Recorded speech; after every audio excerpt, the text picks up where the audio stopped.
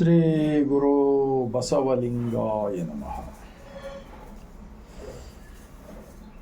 ವಿಶ್ವಗುರು ಮಹಾತ್ಮ ಬಸವಣ್ಣನವರನ್ನು, ವಿಶ್ವಜ್ಯೋತಿ ಅಕ್ಕ ಮಹಾದೇವಿರವರನ್ನು, ಸಕಲ ಶಿವಶರಣರನ್ನು ಎನ್ನ ಹೃದಯ ಮಂದಿರದಲ್ಲಿ ನೆನೆಯುತ್ತ ಭಾರತ ದೇಶದಲ್ಲಿರ್ತಕ್ಕಂತಹ 150 ಕೋಟಿ ಭಾರತೀಯರಿಗೆ ಅಣ್ಣ ಬಸವಣ್ಣನ ನಾಡು, ಶರಣರ ನಾಡು, ಅನುಭವ ಮಂಟಪ, ಜಗತ್ತಿನ ಮೊದಲನೇ ಪ್ರಜಾಪ್ರಭುತ್ವ, ಪಾರ್ಲಿಮೆಂಟ್, ಕೇಂದ್ರ ಬಸವ ಕಲ್ಯಾಣದ ಭೂಮಿಯಿಂದ ಸರ್ವರಿಗೂ ಶರಣ. ಒಂದು ಮಹಾತ್ಮ ಬಸವಣ್ಣನವರ ವಚನ: ಪ್ರತಿಯೊಂದು ಜೀವಗಳಲ್ಲಿ ಶಿವನಿದ್ದಾನೆ, ನಿರಾಕಾರ ದೇವ. ಅಂತಹ ದೇವನ ಒಂದು ಆಚರಣೆಯ ಮೂಲಕ ಕೊಟ್ಟಿರ್ತಕ್ಕಂಥ 12ನೇ ಶತಮಾನದ ಪ್ರಧಾನಮಂತ್ರಿ ಮಹಾತ್ಮ ಬಸವಣ್ಣನವರು ಲಿಂಗ ಆಯತ ಧರ್ಮ, ಅಂದರೆ ಜಗತ್ಯದಲ್ಲೇ ನಾವು ನಮ್ಮೊಳಗೆ ಜಗತ್ಯ.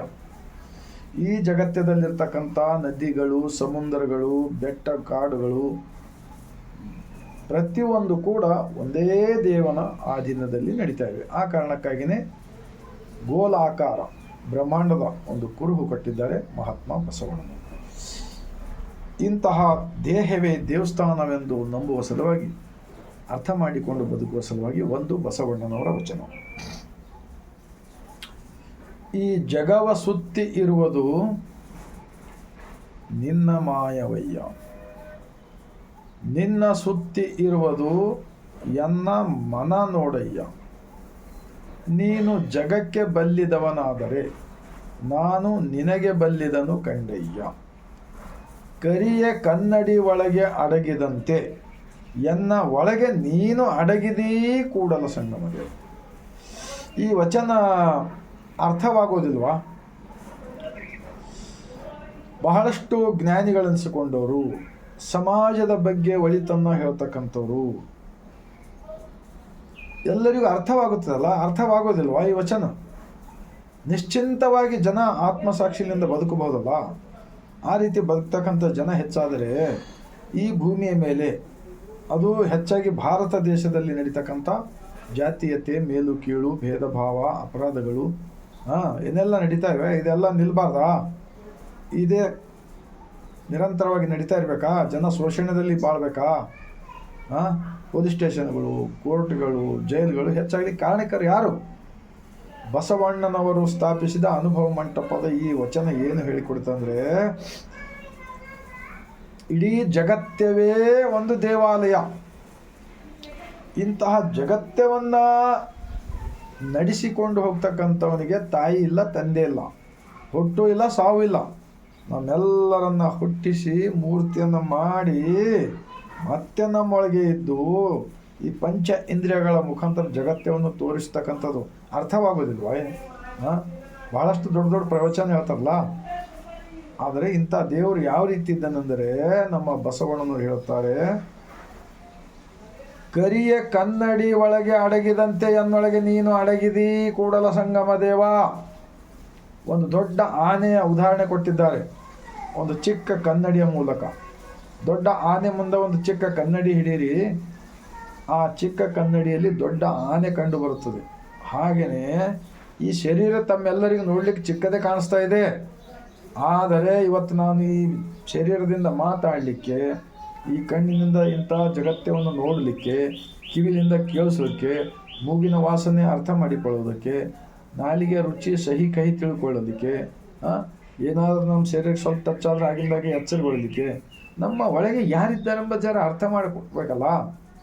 ಅರ್ಥ ಮಾಡಿಕೊಂಡು ಜನರಿಗೆ ತಿಳಿಸ್ಬೇಕಾಗಿತ್ತಲ್ಲ. ಎಷ್ಟು ಜನ ಬುದ್ಧಿವಂತರು, ಜ್ಞಾನಿವಂತರು ಪ್ರವಚನ ತಗೊಂಡು ಇದ್ದಿರಲ್ಲ. ಆದರೂ ಕೂಡ 893 ವರ್ಷ ಕಳೆದು ಹೋದರೂ ಕೂಡ ಇನ್ನೂ ಬಸವಣ್ಣನವರ ತತ್ವದ ಮುಖಾಂತರ ಮೂಢರೂಢಿಗಳು, ಮೌಢ್ಯಗಳನ್ನು, ಶರಣರ ಸ್ಥಳಗಳಿಂದ ಮತ್ತೊಂದು ಮೌಢ್ಯಗಳ ಆಚರಣೆ ಮಾಡ್ತಕ್ಕಂಥದ್ದು, ಇದು ಮಹಾ ದೊಡ್ಡ ಅಪರಾಧವಾಗುತ್ತದೆ.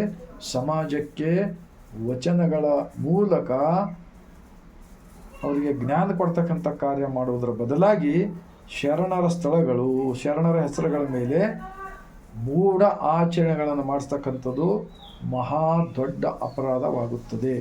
ಅದೇ ನಿಜವಾಗಿರ್ತಕ್ಕಂಥ ದೇಶದ್ರೋಹಿ, ರಾಷ್ಟ್ರದ್ರೋಹಿ ಆಗುತ್ತದೆ ಅಂಥೇಳಿ ಈ ವಚನದ ಆಧಾರದ ಮೇಲೆ ನಾನು ಹೇಳ್ತಾ ಇದ್ದೀನಿ.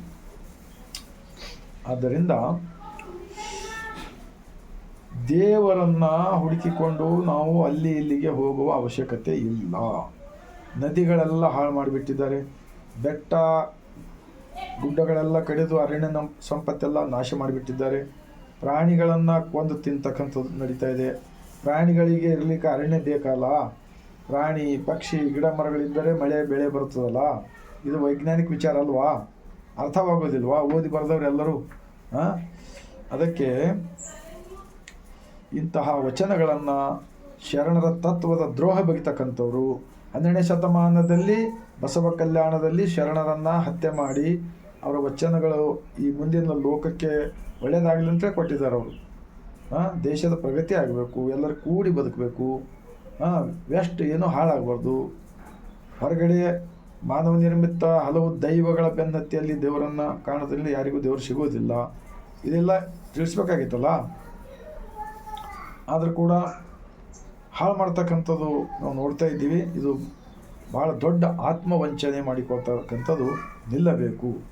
ಇಲ್ಲ ಹೋದರೆ ಮುಗ್ಧ ಬಡವರು ಹಾಳಾಗಿ ಹೋಗುತ್ತಾರೆ.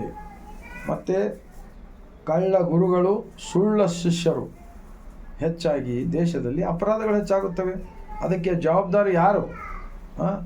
ಶರಣರ ಸ್ಥಳಗಳಿಂದ ಮಾತ್ರ ಮೌಢ್ಯವನ್ನು ಆಚರಣೆ ಮಾಡೋದು ಮಹಾ ದೊಡ್ಡ ಅಪರಾಧವಾಗುತ್ತದೆ, ಮೋಸ ಆಗುತ್ತದೆ, ವಂಚನೆ ಆಗುತ್ತದೆ. ಮತ್ತು ಇಂಥವೆಲ್ಲ ಈ ದೇಶದಲ್ಲಿ ಕಸವನ್ನು ತುಂಬಿರುವುದರಿಂದಲೇ ಬಸವಾದಿ ಶಿವಶರಣರಿಗೆ ಅವರಿಗೇನು ಗುಡಿಗುಂಡಾರಗಳನ್ನ ಕಟ್ಟಲಿಕ್ಕೆ ಬರ್ತಿಲ್ವಾ? ಅವ್ರು ಯಾಕೆ ಕಟ್ಟಿಲ್ಲ? ಅನುಭವ ಮಂಟಪ ಯಾಕೆ ಸ್ಥಾಪನೆ ಮಾಡಿದರು? ಅನುಭವ. ಈಗ ನಾನು ಕೂಡ 27 ವರ್ಷಗಳ ಹಿಂದೆ ನನಗೇನು ಗೊತ್ತಿದ್ದಿಲ್ಲ. ನಾನು ಕೂಡ ಹೀಗೆ ಹೊರಗಿಂದ ಏನು ಅದು ದೇವರು ಅಲ್ಲಿ ಇಲ್ಲಿ ಎಷ್ಟು ದುಡ್ಡು ಎಲ್ಲ ಹಾಳು ಮಾಡಿಕೊಂಡು ಮತ್ತೆ ನಾವು ದುಡಿಯೋತನ ನಮಗೇನು ಸಿಗ್ತಿಲ್ಲ. ಇಲ್ಲ ಹೋದರೆ ಕಳ್ತನ ಮಾಡಬೇಕಾಗ್ತದೆ, ಮೋಸ ವಂಚನೆ ಮಾಡಬೇಕಾಗ್ತಲ್ಲ. ನಾವು ಕರ್ತವ್ಯ ಮಾಡಿಲ್ಲಪ್ಪ ಅಂದರೆ ಹೆಂಡತಿ ಮಕ್ಕಳನ್ನ ಹೇಗೆ ಸಲ್ತಿರಪ್ಪ ತಂದೆ ತಾಯನ? ಅದಕ್ಕೆ ಬಸವಾದಿ ಶರಣರು ಏನು ಹೇಳ್ತಾರೆ? ಅರಿವೇ ಗುರು, ದೇಹವೇ ದೇವಸ್ಥಾನ, ಕಾಯಕವೇ ಕೈಲಾಸ. ಇಂತಹ ತತ್ವದ ಒಂದು ಕೆಡಿಸುವ ಕಾರ್ಯ ಯಾರ್ಯಾರು ಮಾಡ್ತಾ ಇದ್ದಾರಲ್ಲ ಅಂಥವರಿಂದ ನಮ್ಮ ದೇಶ ಹಾಳಾಗಿ ಹೋಗುತ್ತದೆ. ಬರೆದಿಟ್ಕೊಳ್ಳಿ ಗೊತ್ತೇ. ಈಗ ಒಂದು ಬಸವಣ್ಣನವರ ವಚನ, ಇನ್ನೊಂದು: ಹಾವಿನ ಹೆಡೆಯ ಕೊಂಡು ಕೆನ್ನೆಯ ತುರಿಸಿಕೊಂಡಂತೆ, ಉರಿಯುವ ಕೊಳ್ಳೆಯ ಕೊಂಡು ಮಂಡೆಯ ಸಿಕ್ಕವನ್ನು ಬಿಡಿಸಿಕೊಂಡಂತೆ, ಹುಲಿಯ ಮೀಸೆಯನ್ನು ಹಿಡಿದುಕೊಂಡು ಒಲಿದು ಉಯ್ಯಾಲೆಯನ್ನಾಡಿದಂತೆ, ನಮ್ಮ ಕೂಡಲ ಸಂಗನ ಶರಣರ ತತ್ವದ ಜೊತೆ ಸರಸವಾಡಿದರೆ ಸುಣ್ಣದ ಕಲ್ಲು ಮಡಿಲಲ್ಲಿ ಕಟ್ಟಿಕೊಂಡು ಮಡುವ ಬಿದ್ದಂತೆ.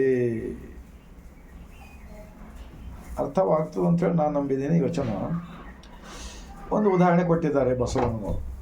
ಹಾವಿನ ಹೆಡೆಯ ಕೊಂಡು ಹಿಂಗೆ ಇಳಿದು ಕೆರ್ಸ್ಕೊಳಕ್ಕೆ ಹೋದ್ರೆ ಅದು ಕಚ್ಚಿ ಬಿಡ್ತದೆ, ಮೈಯೆಲ್ಲ ವಿಷ ಆಗಿಬಿಡುತ್ತದೆ, ಸತ್ತು ಹೋಗ್ಬಿಡ್ತಾನೋ. ಮತ್ತು ಒಲೆಯ ಒಳಗಿನ ಬೆಂಕಿ ತೊಗೊಂಡು ತಲೆ ಕೆರ್ಚ್ಕೊಂಡಂತ ಹೋದರೆ ತಲೆಯನ್ನೇ ಸುಟ್ಟು ಹೋಗ್ಬಿಡುತ್ತದೆ. ಹುಲಿಯ ಮೀಸೆ ಹಿಡಿದುಕೊಂಡು ನಾವು ಒಂದು ಸ್ವಲ್ಪ ಜುಕಾಲಿ ಆಡೋಣ ಅಂದ್ರೆ ತಿಂದು ಬಿಡುತ್ತದೆ.